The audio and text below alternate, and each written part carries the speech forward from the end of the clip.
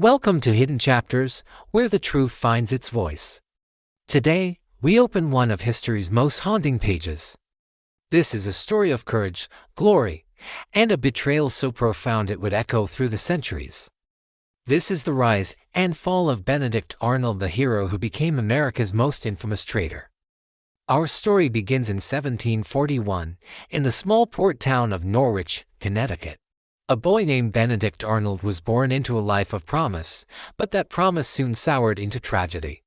His father, once a respected merchant, fell into the depths of alcoholism, drinking away the family's fortune and honor.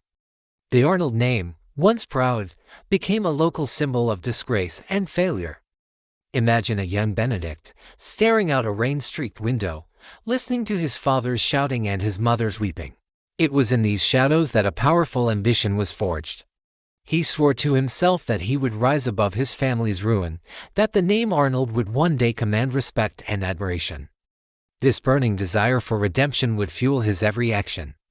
By his 20s, Arnold had clawed his way to success. He became a prosperous apothecary and a savvy trader, restoring the family's financial standing. But when the first shots of the American Revolution rang out at Lexington and Concord in 1775, he knew his destiny lay not in business, but on the battlefield. He answered the call to arms with an almost reckless bravery that left everyone in awe. His courage was simply unmatched. Think about Fort Ticonderoga. While others hesitated, Arnold led a daring assault, capturing the crucial fort from the British without losing a single man. It was a stunning, almost unbelievable victory. Then came the grueling expedition to Quebec. For 45 brutal days, he led his starving, freezing soldiers through the unforgiving northern wilderness. Marching across fields of snow and ice, he was severely wounded in the battle that followed. His legs shattered, but even in agonizing pain, the thought of surrender never crossed his mind. He fought on. To his men, he wasn't just a commander, he was a lion, an inspiration. To General George Washington, he was more than a capable officer, he was a trusted brother in arms. And then came Saratoga. In this pivotal battle, it was Arnold's fearless charge, defying orders to stay back, that shattered the British lines and turned the tide of the entire war. The British surrender at Saratoga was a monumental victory, one that convinced France to join the American cause. And at the center of it all was Benedict Arnold. He was no longer just a soldier, he was a legend, a national hero celebrated across the colonies. But legends, as we know, are fragile things. Despite his heroism and his sacrifices, the glory began to crack. Congress repeatedly overlooked him for promotion, elevating junior officers with better political connections above him. While he was bleeding on the battlefield, jealous rivals in the corridors of power whispered lies, accusing him of corruption and misconduct. He was wounded again, this time at Saratoga, leaving him with a permanent, painful limp. He felt forgotten, cast aside, and betrayed by the very nation he had sacrificed so much for. In a moment of bitterness, he reportedly said, "I have fought for my country, but my country has forgotten me." The seeds of resentment had been sown. It was in this state of vulnerability that he met Peggy Shippen. She was young, beautiful, from a wealthy Loyalist family, and deeply connected to the British elite. Her charm was a balm for his wounded pride, her company a comfort in his isolation. But her whispers, full of sympathy for his plight and praise for the British crown, became a slow-acting poison, feeding his resentment and turning his thoughts toward a dark and unthinkable path. His bitterness festered into betrayal. In secret, Arnold began a dangerous correspondence with the British High Command. He offered them the ultimate prize, the surrender of West Point, the fortress that controlled the Hudson River and was the key to the American defense.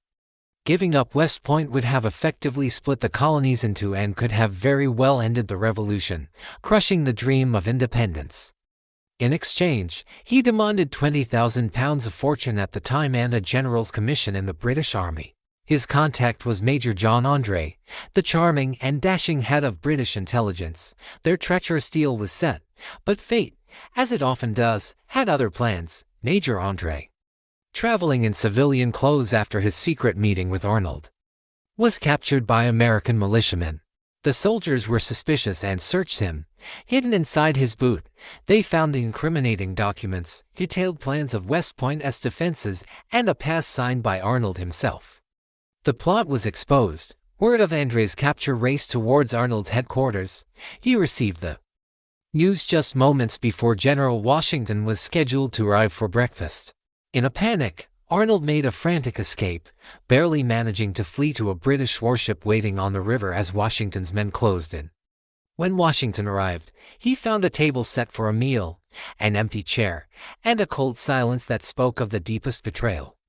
The hero he had trusted was gone, replaced by a traitor. Andre was hanged as a spy, meeting his fate with dignity. Arnold, however, fled to the British side, his name forever branded with the stain of treason. Arnold lived the rest of his life in England, a wealthy but deeply unhappy man. He was a man without a country. The British, who had paid for his treason, never truly trusted him.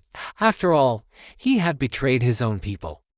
And the Americans, the people he once fought for, never forgave him. He was haunted by the ghosts of his own choices, a hero in exile, reviled by two nations. It is said that on his deathbed, he asked to be dressed one last time in his old Continental Army uniform, the uniform he wore during his days of glory. His last words were a whisper, "Let me die in the uniform of the country I once loved." So, how do we remember Benedict Arnold? Was he a simple traitor, driven by greed and ego? Or was he a tragic figure, a hero broken by the ingratitude and betrayal of others? History remembers his name with shame, yet without his early victories at Ticonderoga and Saratoga. Would the United States even exist today? The story of Benedict Arnold reminds us that sometimes the line between a hero and a villain is as thin as a single, fateful choice. Thank you for joining us on Hidden Chapters. If you found this story as fascinating as we did, please like this video and subscribe to our channel for more tales where the truth finds its voice. We'll see you next time.